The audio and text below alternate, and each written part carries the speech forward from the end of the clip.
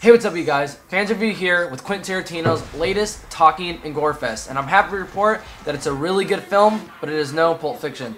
The film takes place in 1940s Nazi-occupied France, or once upon a time in a Nazi-occupied France as they call it in this film.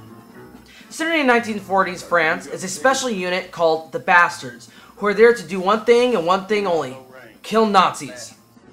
Ever heard of us? Leading the squad is Lieutenant Aldo Rain, who is played nice and quirky by Brad Pitt.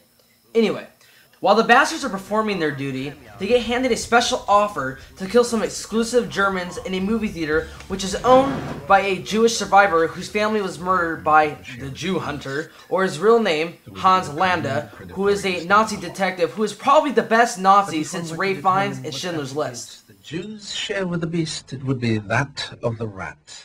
So this is a Quentin Tarantino film. So first and foremost, how is the writing?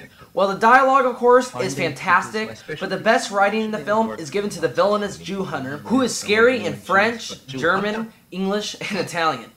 And Christoph Waltz, who plays the Jew Hunter, totally consumes his character and steals every moment in the film with humor and tension. This is definitely an Oscar-worthy performance. Out of the Apache and the little man. But besides the great dialogue, another essential in a Quentin Tarantino film is violence, which there's plenty of in this film.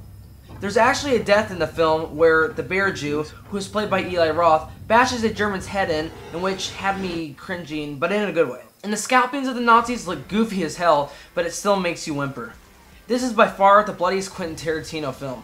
And besides these great attributes in the film, it is filled with fantastic performances, which is something Quentin Tarantino has always been able to milk out of his actors. Brad Pitt gives a good performance as Lieutenant of the Bastards by pitching his humor spot on. And the side roles played by Melina Laurent as the Jewish theater owner seeking revenge, Diana Kruger as the German actress turned femme fatale, and even a tiny cameo by Mike Myers are all played wonderfully, playing their part without overstepping their boundaries. Now, as much as I want a Quentin Tarantino film to be perfect, this one isn't.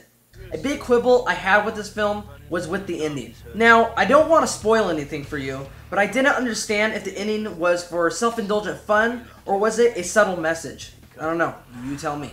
And another problem was there was actually some scenes with Mr. Samuel Jackson narrating them that felt misplaced and forced. I know you expect some different stylistic things from Quentin Tarantino, but that just didn't work for me.